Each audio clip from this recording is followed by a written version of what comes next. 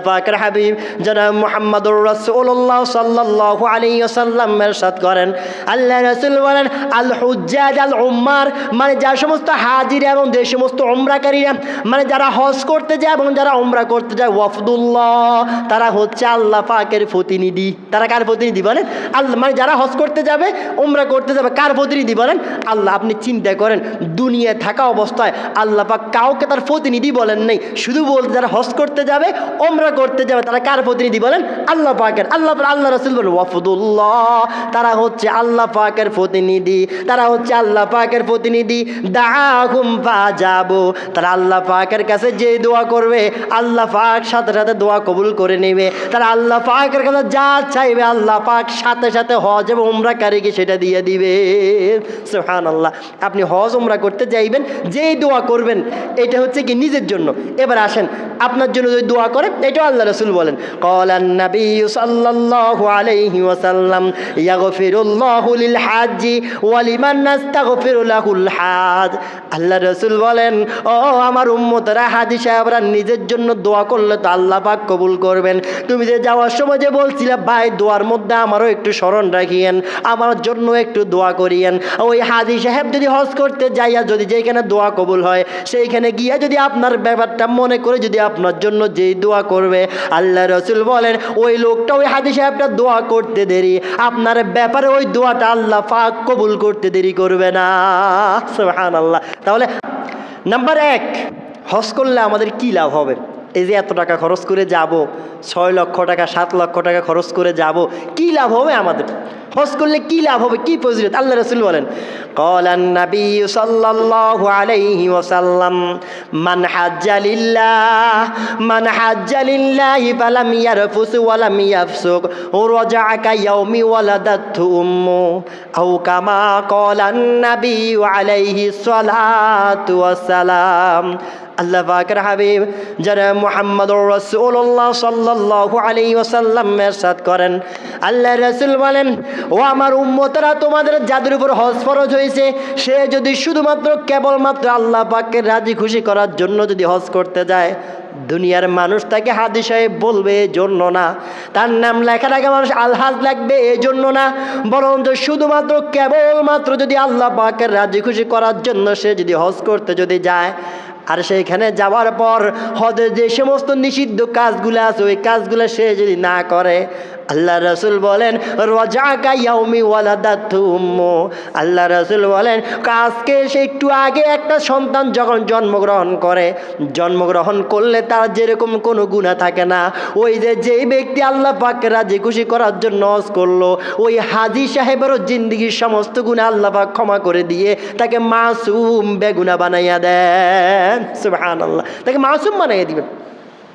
কি করলে বলেন? হজ করলে। শুধু আপনি এই যে 6 লাখ টাকা 7 লক্ষ টাকা খরচ করে গেছেন, সারা জীবন যত গুনাহ করছেন, হজ করছেন, আল্লাহ পাক একদম মাসুম বানিয়ে দিবে। কি করেন? হজ করলে লাভ আছে না? শুধু তাই না, আরেক হাদিসে আল্লাহ রাসূল বলেন, ক্বালান নবী সাল্লাল্লাহু আলাইহি ওয়াসাল্লাম, মান হাজ্জাল বাইতা ফাকাদা মানাসিকাহু ওয়া সালিমাল মুসলিমুনা বিল লিসানিহি ওয়া ইয়াদি ওয়া সালিমাল মুসলিমুনা বিল লিসানিহি ওয়া ইয়াদি আও কামা ক্বালান নবী আলাইহি সালাতু ওয়াসসালাম। আল্লাহ পাকের হাবিব জনাব মুহাম্মদুর রাসূলুল্লাহ সাল্লাল্লাহু আলাইহি ওয়াসাল্লাম ইরশাদ করেন, আল্লাহ রাসূল বলেন, ও আমার উম্মতরা, যে ব্যক্তি হজ করলো, হজ করতে যাওয়ার পর হজের যে সমস্ত বিধিবিধানগুলো আছে, হজের ফরজ আছে, হজের ওয়াজিব আছে, হজের সুন্নাত আছে, ওই বিধিবিধানগুলো সঠিকভাবে পালন করলো এবং তার হাত অথবা মুখ থেকে যদি সমস্ত হাজিরা যদি নিরাপদ থাকে, অর্থাৎ সে মুখ দ্বারা মানুষকে কোনো কষ্ট দেয় নাই, হাত দ্বারা কোনো হাজিকে সে যদি কষ্ট দেয় নাই, আল্লাহ পাক রব্বুল আলামিন, আল্লাহ রাসূল বলেন, গুফিরা লাহু মা তাকদ্দামা মিন যামবি, আল্লাহ হাকামুল হাকিমিন, তার জিন্দেগির সমস্ত গুনাহ ক্ষমা করে দিবেন। সুবহানাল্লাহ। শুধু হজের হুকুম আহকাম সঠিকভাবে পালন করলেন, আর আপনি হাতের দ্বারায় অথবা মুখের দ্বারায় আপনি কোনো হাজিকে আপনি কষ্ট দিলেন না, আল্লাহ হাকামুল হাকিমিন আপনার জিন্দেগির সমস্ত গুনাহ কি করে দিবেন বলেন? ক্ষমা করে দিবেন। 1 নম্বর হজের ফজিলত। 2 নম্বর, হজের ফজিলতের ব্যাপারে কয়টা কথা বলবো বলছি বলেন? 10টা। 2 নাম্বার, আপনি যদি এমন হজ করেন যে হজটা হচ্ছে মাবরুর, যে হজটা কবুল হয়েছে, এমন হজ যে হজটা হচ্ছে মাবরুর, যেটাকে বলে মানে আল্লাহ পাকের সবথেকে পছন্দনীয় যে হজটা, আপনার হজটা যদি সেটা হয়ে যায় তাহলে আপনার ফজিলত কি হবে? আল্লাহ রাসূল বলেন, ক্বালান নবী সাল্লাল্লাহু আলাইহি ওয়াসাল্লাম আল হাজ্জুল মাবরুর লাইসা লাহু জাযাউন ইল্লাল জান্নাহ আও কামা ক্বালান নবী আলাইহি সালাতু ওয়াসসালাম। আল্লাহ পাকের হাবিব জনাব মুহাম্মদুর রাসূলুল্লাহ সাল্লাল্লাহু আলাইহি ওয়াসাল্লাম ইরশাদ করেন, আল্লাহ রাসূল বলেন, ও আমার উম্মতের বান্দা বান্দি, তুমি যে হজটা করলাম অথবা তুমি যে উমরাটা করলা, ওই হজটা আর ওই উমরাটা যদি আল্লাহ পাক কবুল করে নেন, এইটার ফজিলত কি হবে জানো? আল্লাহ রাসূল বলেন, ও আমার উম্মত, আমি বেশি কথা বলবো না, শুধুমাত্র একটাই কথাই বলবো, যে ব্যক্তির হজটা আল্লাহ পাক কবুল করবে তার আর কোনো ফজিলত নাই, ইল্লাল জান্নাহ। আল্লাহ পাক সেই হজটা মাবরুর হজ করার কারণে, তার হজটা কবুল হওয়ার কারণে আল্লাহ পাক তার জন্য জান্নাত ওয়াজিব করে দেন। সুবহানাল্লাহ। হজ করার কারণে আল্লাহ পাক জান্নাত কি করে দেন বলেন? ওয়াজিব। আপনি হজ করছেন আর ওই হজটা যদি আল্লাহ পাক কবুল করে নেন, আপনার জন্য জান্নাত ওয়াজিব। অন্য হাদিসে আল্লাহ রাসূল বলেন, আপনি ভাবতেছেন এই যে আপনি এত টাকা খরচ করে আপনি হজ করতে যাইতেছেন, আরে কত টাকা আমি খরচ করে ফেলতেছি, আমার মনে হয় ক্ষতি হয়ে যাবে। না, আল্লাহ রাসূল বলেন, যে হজ করতে যায়, হজ করতে গেলে সে ভাবে তার টাকা কমে, আল্লাহ রাসূল বলে, না, তার টাকা অন্য দিক দিয়ে আল্লাহ পাক বাড়িয়ে দেন। অনুদিক দিয়ে আল্লাহ কি করে দেন বলেন? বাড়িয়ে দেন। এটা আমার কথা না, আল্লাহ রাসূল বলেন, ক্বালান নবী সাল্লাল্লাহু আলাইহি ওয়াসাল্লাম তাবিউ বাইনাল হাজ্জি ওয়াল উমরা, তাবিউ বাইনাল হাজ্জি ওয়াল উমরাতি ফাইন্নাহুমা ইয়ানফিআনিল ফাকরা ওয়াজ যুনুব আও কামা ক্বালান নবী আলাইহি সালাতু ওয়াসসালাম। আল্লাহ পাকের হাবিব জনাব মুহাম্মদুর রাসূলুল্লাহ সাল্লাল্লাহু আলাইহি ওয়াসাল্লাম ইরশাদ করেন, আল্লাহ রাসূল বলেন, ও আমার উম্মতরা, তোমরা বেশি বেশি হজ এবং উমরা করো। তোমরা বেশি বেশি কি করো? তোমরা বেশি বেশি হজ এবং উমরা করো। ফাইন্নাহুমা ইয়ানফিআনিল ফাকরা ওয়াজ যুনুব। আল্লাহ রাসূল বলেন, ও আমার উম্মত, তুমি হয়তো ভাবতেছ হজ করতে যাইবা 6 লক্ষ টাকা, 8 লক্ষ টাকা, 10 লক্ষ টাকা খরচ হয়ে যাবে, উমরা করতে যাইবা 2 লক্ষ টাকা, 5 লক্ষ টাকা খরচ হয়ে যাবে, আর আমার টাকা কমে যাবে। আল্লাহ রাসূল বলে, কয় না না, হজ দুইটা জিনিসকে কমিয়ে দেয়। একটা হচ্ছে তোমার দারিদ্রতা, আর একটা হচ্ছে তোমার গুনাহ। তার মানে তুমি বেশি বেশি হজ করতে থাকো, আল্লাহ পাক তোমার দারিদ্রতাও দূর করে দিবে, অর্থাৎ তোমার ধন সম্পদও বাড়িয়ে দিবে এবং তোমার জিন্দেগির সব গুনাহ ক্ষমা করে দিবে। হজ কি করে বলেন? মানুষের দারিদ্রতাও দূর করে দেয়, আবার গুনাহকেও দূর করে দেয়। দারিদ্রতা বুঝছেন তো? মানে আপনি ভাবতেছেন আরে 5 লাখ টাকা চলে যাবে, কোত্থেকে আসবেন? হ্যাঁ, আপনি এই দিক থেকে 5 লক্ষ টাকা খরচ করেন, অন্যদিকে আল্লাহ পাক আপনার 50 লক্ষ টাকার ব্যবস্থা করে দিবে। কি করেন? আল্লাহ পাক পারে না? এটা আল্লাহ রাসূলের কথা। আপনি করে দেখেন, বেশি বেশি হজ উমরা করেন, দেখবেন যারা বেশি বেশি হজ উমরা করে তাদের ধন সম্পদ আল্লাহ বাড়াই দেয়। তাদের ধন সম্পদ আল্লাহ কি করে দেয় বলেন? বাড়িয়ে দেয়। আপনি ভাবতেছেন কমায় না, আপনি বেশি বেশি হজ উমরার নিয়ত করেন, দেখবেন আমি আমাদের এলাকায় অনেক মানুষকে এমন দেখছি, রমজান আসলেই উমরা চলে যায়, রমজান আসলেই উমরা করতে চলে যায়, ব্যবসা বাণিজ্য করে। দেখি যে রমজান মাস যদিও বা তার দোকান বন্ধ থাকে, কিন্তু ওই যে উমরা করতে গেছে, এই জন্য আল্লাহ পাক সারা বছর বরকতে বরকতে ভরপুর করে দেয়। সুবহানাল্লাহ। এই জন্য বেশি বেশি কী করে বলেন? হজ এবং উমরা করা। নাম্বার 2। 3 নাম্বার, হজ এমন একটি ইবাদত যেইটা আল্লাহর রাস্তায় জিহাদ করা থেকে উত্তম। আল্লাহর রাস্তায় কী করা থেকে বলেন? জিহাদ করা থেকে, মানে আল্লাহর রাস্তায় জিহাদ করা থেকে উত্তম। আম্মা আয়েশা একবার আল্লাহ রাসূলকে বলে, কই ইয়া রাসূলুল্লাহ, আমরা তো মহিলারা, আমরা তো জানি যে জিহাদ অনেক উত্তম ইবাদত। আল্লাহ রাসূল বলে, হ্যাঁ। কই ইয়া রাসূলুল্লাহ, আমরা কি জিহাদ করতে পারবো না? আমরা কি জিহাদ করতে পারবো না? আল্লাহ রাসূল বলেন, আয়েশা, মেয়েরা তো জিহাদ করতে পারে না, মেয়েরা, শিশুরা, দুর্বল ব্যক্তিরা তারা জিহাদ করতে পারে না। কারণ জিহাদ করতে গেলে শক্তিশালী লাগে, জিহাদ করতে গেলে দুর্বল ব্যক্তি হয় না, শিশু জিহাদ করতে পারে না, কারণ ওখানে শক্তির দরকার আছে, বুদ্ধির দরকার আছে। তো এবার আম্মাদের আশা বলে, কই ইয়া রাসূলুল্লাহ, তাহলে পুরুষরা তারা তো জিহাদও করে আবার হজও করে, জিহাদও করে, অন্য অন্য আমলগুলোও করে, তো তারা তো আমাদের থেকে অনেক বেশি অগ্রগামী হয়ে যায়। তা আল্লাহ রসুল বলেন তাই নাকি? এবার আল্লাহ রসুল বলেন ক্বালান নবী সাল্লাল্লাহু আলাইহি ওয়াসাল্লাম আফজালুল জিহাদি আল হজ আও কামা ক্বালান নবী আলাইহিস সালাতু ওয়াস সালাম। আল্লাহ রসুল বলেন ও আয়েশা চিন্তার কোনো কারণ নাই, ও আয়েশা তুমি মন খারাপ করিও না, তুমি মন খারাপ করিও না। তোমরা যারা নারীরা আছো, তোমরা যারা ছোট ছোট বাচ্চারা আছো, তোমরা যারা দুর্বল হয়ে গেছো, বৃদ্ধ হয়ে গেছো, বৃদ্ধা হয়ে গেছো, তোমাদের জন্য জিহাদ করার দরকার নাই। তোমাদের জন্য উত্তম জিহাদ হচ্ছে হজ করা। তোমাদের জন্য উত্তম জিহাদ হচ্ছে কী করা বলেন? হজ করা। তাহলে আমাদের মা বোনদেরকে কী করবেন? হজ করাবেন। কি করাবেন বলেন? হজ করাবেন। আর মা বোনরা যাদের কানের মধ্যে আমার মাইকের আওয়াজ যাচ্ছে, স্বামীরে বলবেন যে দেখেন আপনার কাছে আমি মোহরানা পাবো। আপনার কাছে কী পাবো বলেন? মোহরানার হক পাবো। আপনি দুনিয়ার থেকে যাওয়ার সময় জমি দেওয়ার দরকার নেই, একটা কাজ করেন, আমার হজ করাই দেন। একটা কাজ করেন, আমার কী করাই দেন বলেন? হজ করাই দেন। আমি আর আপনার কাছে কোনো দাবি দেওয়া নাই। ও মা ও বোন, এই কাজটা আপনি করেন, আপনার পাওনা দাও ঠিক হয়ে যাবে, আপনার পাওয়াটাও ঠিক হয়ে যাবে, আবার আপনার স্বামীও আপনার হক থেকে পরিত্রাণ পেয়ে যাবে, আবার এটার বিনিময়ে আপনি জান্নাতে চলে যেতে পারবেন। এই জন্য মা বোনদেরকে অনুরোধ করবো, স্বামীরে বলবেন যে আমার মোহরানার টাকা দেওয়ার দরকার নেই, চলেন একটা কাজ করেন, জায়গায় একদিক দিয়ে 6 ঘন্টা বিক্রি করে ফেলেন, কয়েক ডিসিম বিক্রি করে ফেলেন, বিক্রি করে হলেও চলেন আমরা দুইজন হজ করে আসি, আমার আর মোহরানা দেওয়া লাগবে না, এর বিনিময়ে আমার হজ করাই দেন। কি বলেন? স্ত্রী এরকম বললে নিবেন নি? ইনশাআল্লাহ নিবেন তো, ইনশাআল্লাহ এগুলো করবেন। তাহলে হজ হচ্ছে জিহাদের থেকে উত্তম ইবাদত। হজ হচ্ছে জিহাদ থেকে কি বলেন? উত্তম ইবাদত। 4 নাম্বার হজের ফজিলতের ব্যাপারে কথা হচ্ছে, হজ এবং উমরাকারী আল্লাহ পাকের কাছে হজ এবং উমরা করতে গিয়া যেই দোয়া করে আল্লাহ পাক ওই দোয়াটা কবুল করে নেন। সুবহানাল্লাহ। শুধু নিজের জন্য না, আবার তার সে যার জন্য দোয়া করবে তার ব্যাপারেও আল্লাহ পাক দোয়া কবুল করে নেবে। যারা হজ করতে যায় অনেক সময় আমরা কী করি, ভাই আসার সময় আমার একটা মোবাইল আনিয়েন, ভাই আসার সময় জমজমের পানি আনিয়েন, ভাই আসার সময় আজওয়া খেজুর আনিয়েন। মুসলমান একবারও বলে না ভাই আমার জন্য একটু দোয়া করিয়েন। কি বলে? এরকম বলে না। অথচ আল্লাহ রসুল বলেন হজ এবং ওমরাকারী হজ করতে গিয়া ওমরা করতে গিয়া আপনার জন্য যে দোয়া করবে করতে দেরি আল্লাহ পাক কবুল করতে দেরি করবে না। এটা আমার কথা না, আল্লাহ রসুল বলেন ক্বালান নবী সাল্লাল্লাহু আলাইহি ওয়াসাল্লাম আল হুজ্জাজ ওয়াল উম্মার ওয়াফদুল্লাহ দাআহুম ফাআজাবু সাআলুহু ফাআতাহু আও কামা ক্বালান নবী আলাইহি সালাতু ওয়াস সালাম।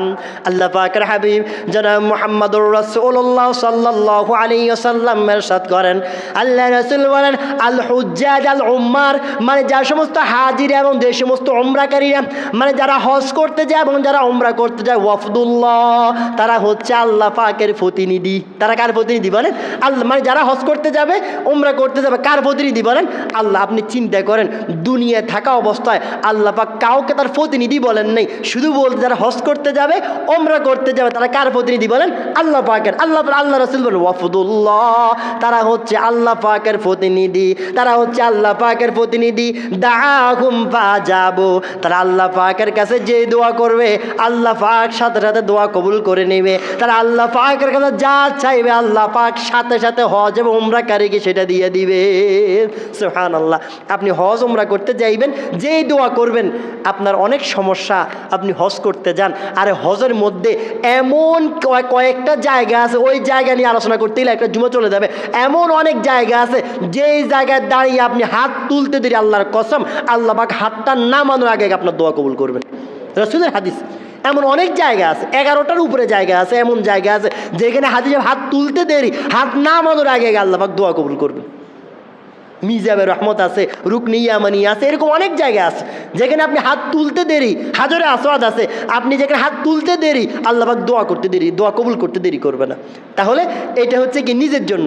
এবার আসেন আপনার জন্য যদি দোয়া করে, এটাও আল্লাহ রাসূল বলেন ক্বালান নবী সাল্লাল্লাহু আলাইহি ওয়াসাল্লাম ইয়াগফিরুল্লাহু লিল হাজ্জি ওয়া লিমান নাস্তাগফিরু লাহুল হাজ। আল্লাহ রাসূল বলেন ও আমার উম্মতরা, হাজী সাহেবরা নিজের জন্য দোয়া করলে তো আল্লাহ পাক কবুল করবেন। তুমি যে যাওয়ার সময় যে বলছিলে ভাই দোয়ার মধ্যে আমারও একটু স্মরণ রাখিয়েন, আমার জন্য একটু দোয়া করিয়েন। ওই হাজী সাহেব যদি হজ করতে যাইয়া যদি যেখানে দোয়া কবুল হয় সেইখানে গিয়া যদি আপনার ব্যাপারটা মনে করে যদি আপনার জন্য যেই দোয়া করবে, আল্লাহ রসুল বলেন ওই লোকটা ওই হাজী সাহেবটা দোয়া করতে দেরি, আপনার ব্যাপারে ওই দোয়াটা আল্লাহ পাক কবুল করতে দেরি করবে না।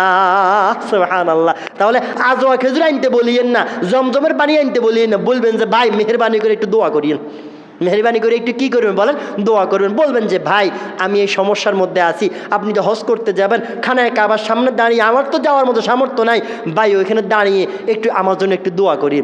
বলতে পারবেন না? কী বলেন, বলতে পারবেন না? বললে আল্লাহ সাথে সাথে কবুল করে নেবেন। 4 নাম্বার 5, এবার আপনি বলবেন যে হুজুর আচ্ছা হজ এবং উমরায় গেলাম, 5 লক্ষ টাকা খরচ করলাম, 6 লক্ষ টাকা খরচ করলাম, তা আমার লাভ কী হবে? হজে শুধু ফায়দা পাবো, এই যে আমি যে টাকা যে খরচ করলাম, হজ করলাম তো ফজিলত হইলই, টাকা যে খরচ করলাম এইটার লাভ কী হবে? আল্লাহ রসুল বলেন ক্বালান নাবিয়্যু সাল্লাল্লাহু আলাইহি ওয়াসাল্লাম আন-নাফকাতু ফিল হাজ্জি কান-নাফকাতি ফি সাবিলিল্লাহ আও কামা ক্বালান নাবিয়্যু আলাইহি সালাতু ওয়াসসালাম।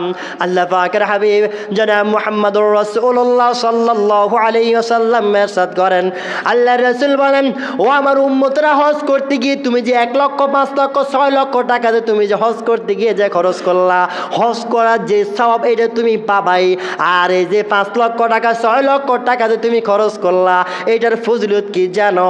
আল্লাহ রাসূল বলেন আল্লাহ পাকের রাস্তায় জিহাদ করতে গিয়ে, আল্লাহ পাকের রাস্তায় জিহাদ করতে গিয়ে তুমি যে 6 লক্ষ টাকা খরচ করলে আল্লাহ পাক তোমাকে যতটুকু সওয়াব দিতেন, তুমি যে হজ করতে গিয়ে যে তুমি যাওয়ার সময় যে 6 লক্ষ টাকা যে খরচ করছো আল্লাহ পাক ঠিক তদ্রূপ সওয়াব তোমার আমলনামায় লিপিবদ্ধ করে দিবেন। সুবহানাল্লাহ।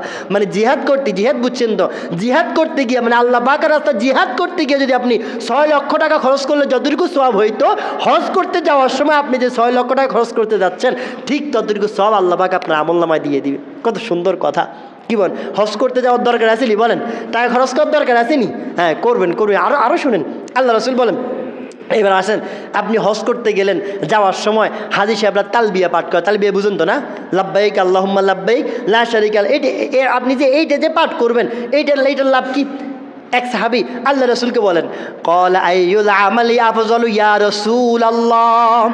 এক সাহাবী আল্লাহর রসুলকে বলেন ও আল্লাহর রসুল হজের মধ্যে কোন কাজটা আল্লাহ পাকের বেশি পছন্দনীয়? আমি যে হজ করতে যাব কোন কাজটা আল্লাহ পাকের বেশি পছন্দ? আমি হজ করতে আসলাম, কোন কাজটা আল্লাহ পাক বেশি পছন্দ করেন? আল্লাহর রসুল বলেন আল আজ্জু ওয়াস সাজ্জু। কি বলছে বলেন? আল আজ্জু ওয়াস সাজ্জু। আজ্জু শব্দের অর্থ হচ্ছে বেশি বেশি তালবিয়া পাঠ করা, আর সাজ্জু শব্দের অর্থ হচ্ছে বেশি বেশি কোরবানি করা। আল্লাহ রসুল বলেন হজের মধ্যে 2টা কাজ আল্লাহ পাকের কাছে বেশি পছন্দনীয়। 1 নাম্বার হচ্ছে বেশি বেশি তালবিয়া পাঠ করা, আর 2 নম্বর হচ্ছে আমরা যে কোরবানি করি, এই 2টা কাজ আল্লাহ পাকের কাছে বেশি পছন্দনীয়। এই 2টা কাজ আল্লাহ পাকের কাছে বেশি পছন্দনীয়। কি বলেন, বেশি বেশি তালবিয়া পাঠ করার দরকার আসেনি? এই জন্য হাজী সাহেবরা এহরাম বাঁধার পর থেকে সেকেন্ড মিনিটও চুপ থাকে না, শুধু লাব্বাইক আল্লাহুম্মা লাব্বাইক বলতেই থাকে। যতবার বলবেন ততবার আপনি আল্লাহ পাকের নিকটবর্তী হতে থাকবেন। কারণ আল্লাহ রাসূল বলছেন হজের মধ্যে 2টা কাজ বেশি প্রিয়, একটা হচ্ছে বেশি তালবিয়া পাঠ করা, আর একটা হচ্ছে কোরবানি করা। এবার আসেন আপনি যে তাওয়াফ করবেন, তাওয়াফ করা ফরজ, আপনি যে তাওয়াফ করবেন, তাওয়াফ করলে আপনার কী লাভ হবে? এই যে আপনি খানায় কাবার চারদিকে 7 বার আপনি ঘুরবেন, 7 বার আপনি এত কষ্ট করে ঘুরবেন, এই ঘুরলে আপনার কী লাভ হবে? আল্লাহ রাসূল বলেন ক্বালান নাবিয়্যু সাল্লাল্লাহু আলাইহি ওয়াসাল্লাম মান তাফা উসবুআন ইয়াহসি ওয়া সাল্লা রাকাতাইন কানা লাহু ইতকু রাকাবা আও কামা ক্বালান নাবিয়্যু আলাইহি সালাতু ওয়াসসালাম। আল্লাহ পাকের হাবিব জনাব মুহাম্মদুর রাসূলুল্লাহ সাল্লাল্লাহু আলাইহি ওয়াসাল্লাম ইরশাদ করেন, আল্লাহ রাসূল বলেন ও আমার উম্মতরা তোমরা যারা খানায় কাবা তাওয়াফ করবা, তোমরা যারা খানায় কাবা 7 বার তোমরা যারা তাওয়াফ করবা, 7 বার তাওয়াফ করলে একটা গোলাম আল্লাহ পাকের রাস্তায় দান করে দিলে যতটুকু সওয়াব, একটা গোলামকে আল্লাহ পাকের রাস্তায় আজাদ করে দিলে যতটুকু সওয়াব, তুমি যদি 7 বার তুমি যদি তাওয়াফ করো আল্লাহ পাক তোমার আমলনামায় ঠিক ততটুকু সওয়াব লিপিবদ্ধ করে দিবেন। সুবহানাল্লাহ। সুবহানাল্লাহ, একটা গোলামের তৎকালীন সময় অনেক বেশি দাম ছিল। শুধু তাই না, আল্লাহ রাসূল অন্য হাদিসের মধ্যে বলেন, বান্দাবান্দি যখন তাওয়াফ করে প্রতিটা কদম পর্যন্ত প্রতিটা পা যখন এভাবে উঠায় আর নামায়, আল্লাহ রাসূল বলে উঠানোর সাথে সাথে আল্লাহ পাক বান্দার আমলনামা 10টা নেকি লিপিবদ্ধ করে দেন। উঠেলে কটা বলেন? উঠানোর সাথে সাথে 10টা নেকি লিপিবদ্ধ করে দেন, 10টা গুনাহ ক্ষমা করে দেন, আর বান্দার মর্যাদা আল্লাহ পাকের কাছে 10টা গুণ বাড়াইয়া দেন। এবারে আপনি চিন্তা করেন, আপনি কয়বার পা উঠাইতেছেন আর কয়বার পা ফালাইতেছেন? এই 7 বার তাওয়াফের মধ্যে যতবার আপনি পা উঠাবেন, যতবার আপনি পা ফালাবেন, প্রতিবার পা উঠানোর কারণে 10টা নেকি আল্লাহ পাক দিবেন, 10টা গুনাহ আল্লাহ পাক ক্ষমা করে দিবেন, আর আপনার মর্যাদা আল্লাহ পাকের কাছে 10টা গুণ বৃদ্ধি করে দিবেন। সুবহানাল্লাহ। আপনি চিন্তা করেন, এবারে আপনি চিন্তা করেন 7 বার তাওয়াফ করতে কমস কম তো 1000-2000 কদম তো আপনার লাগবেই। এটা শুধু তাওয়াফের ফজিলত, শুধু তাই না, আর খানায় কাবার পাশেই একটা পাথর আছে, এই পাথরটাকে হাজর আসওয়াদ বলা হয়। জানেননি আপনারা? এটা একটা সময় কিন্তু মূলত এটা জান্নাতি পাথর, এটা ছিল হাজর আবিয়াদ, মানে পাথরটা একসময় সাদা ছিল। কি ছিল বলেন? সাদা ছিল। আল্লাহ রাসূল বলেন এইটা মানুষের গুনাহ চুষতে এটা এখন কালো হয়ে গেছে। এটা এখন কি হয়ে গেছে বলেন? কালো হয়ে গেছে। আল্লাহ রাসূল বলেন কেউ যদি এটাকে স্পর্শ করে, আমরা অনেক সময় হাজী সাহেবরা হজ করতে গেলে এটাকে চুম্বন দিই, হ্যাঁ সমস্যা নেই, তবে অনেক সময় চুম্বন দেওয়া ওরকম হয় না, ক্যাপাসিটি হয় না। কারণ হাজী সাহেবরা এমনভাবে থাকে যে আপনি হয়তো কুল পাবেন না। তো আপনি চুম্বন করতে না পারলেও যদি এমনিতে হাতটাও যদি ঘুরে দিতে পারেন, আপনার কী লাভ হবে জানেন? আল্লাহ রাসূল বলেন النبي صلى الله عليه وسلم إنما السحاها كفارة للخطايا أو كما قال النبي عليه الصلاة والسلام। আল্লাহ পাকের হাবিব জনাব মুহাম্মদুর রাসূলুল্লাহ সাল্লাল্লাহু আলাইহি ওয়াসাল্লাম ইরশাদ করেন, আল্লাহ রাসূল বলেন, ও আমার উম্মতরা, হাজর আসওয়াদটা হচ্ছে এমন একটা পাথর, এটা হচ্ছে জান্নাতি পাথর। তুমি চুম্বন করার দরকার নেই, তুমি যদি শুধুমাত্র এইভাবে করে হাতটা যদি লাগাইতে পারো, তুমি যদি একটু যদি স্পর্শ যদি করতে পারো পাথরটার মধ্যে, স্পর্শ করতে দেরি আল্লাহ পাক তোমার জিন্দেগির সমস্ত গুনাহ ক্ষমা করতে দেরি করবে না। সুবহানাল্লাহ। আপনি যদি এমনি স্পর্শ করছেন, চুম্বন দিতে গেলে তো কাছে যাওয়া লাগবে, আপনি কাছে যাওয়ার দরকার, এমনি যাওয়ার সময় একটু খালি এমনি খালি একটু স্পর্শ করে দিয়েছেন, এই স্পর্শ করতে দেরি আপনার জিন্দেগির সমস্ত গুনাহ আল্লাহ পাক ক্ষমা করতে দেরি করবে না। এরকম আরও অনেক ফজিলত আছে। এবার আপনি বলবেন যে অনেক মানুষ এমন আছে না যে হজ করতে যাইলে যাওয়ার সময় মৃত্যুবরণ করে, কি করে আসে না এরকম অনেক মানুষ, অথবা হজে গিয়ে মৃত্যুবরণ করে, অথবা হজের নিয়ত করছে, মাত্র ঘর থেকে বাইর হয়েছে, ঢাকা হজ ক্যাম্প হাজি ক্যাম্পে যায়, সেখানে মৃত্যুবরণ করে, এরকম অনেক মানুষ আছে না? এটা কিন্তু সব থেকে সৌভাগ্যময় মৃত্যু হচ্ছে এটা, হজ করতে গিয়ে মৃত্যুবরণ করা। এটার থেকে সৌভাগ্যময় মৃত্যু পৃথিবীর জমিনে আর কোনোটা হতে পারে না। দোয়া করবেন, মৃত্যু তো আমাদের আছে, দোয়া করবেন আল্লাহ পাক যাতে করে আমাদের সবাইকে হজ করতে গিয়ে ওইখানে মৃত্যুবরণ করার তৌফিক দান করবেন, আমিন। দোয়া করবেন। এটা মৃত্যুবরণ এমন কোনো মানুষ আসেনি বলতে পারবে যে আমি মৃত্যুবরণ করবো না, এমনকি কেউ আসেনি, নাই। মৃত্যুবরণ তো করতেই হবে, তো দোয়া করবেন যাতে করে হজ করতে গিয়ে সেখানে মৃত্যুবরণ করতে পারে। কি লাভ হবে জানেন? আল্লাহ রাসূল বলেন, ক্বালান নবী সাল্লাল্লাহু আলাইহি ওয়াসাল্লাম, মান খারাজা হাজ্জা ফামাতা কুতিবা লাহু আজরুল হাজি ইলা ইয়াউমিল কিয়ামাহ আও কামা ক্বালান নবী আলাইহি সালাতু ওয়াসসালাম। আল্লাহ পাকের হাবিব জনাব মুহাম্মদুর রাসূলুল্লাহ সাল্লাল্লাহু আলাইহি ওয়াসাল্লাম ইরশাদ করেন, আল্লাহ রাসূল বলেন, ও আমার উম্মতরা, তোমাদের কোনো পুরুষ এবং মহিলা সে যদি হজ করার নিয়ত করে ঘর থেকে বাইর হয়েছে, হজ করার নিয়ত করে কোথায় বাইরে বলেন? হজ করার নিয়ত করে ঘর থেকে বাইর হয়েছে, হতে পারে সে খানায় কাবা এখনো যায় নাই, মনে করেন বাংলাদেশ থেকে হাজি ক্যাম্পে গেছে, অথবা হজ করতে গেছে, অথবা সেইখানে হজ শেষ করে মৃত্যুবরণ করছে। অর্থাৎ হজ করতে বাইর হওয়া থেকে শুরু করে হজের সফর থেকে আসা পর্যন্ত এই পুরোটা সময়ের ভিতরে কেউ যদি মৃত্যুবরণ যদি করে, আল্লাহ রসুল বলেন কুতিবা লাহু আজরুল হাজি ইলা ইয়াউমিল কিয়ামাহ।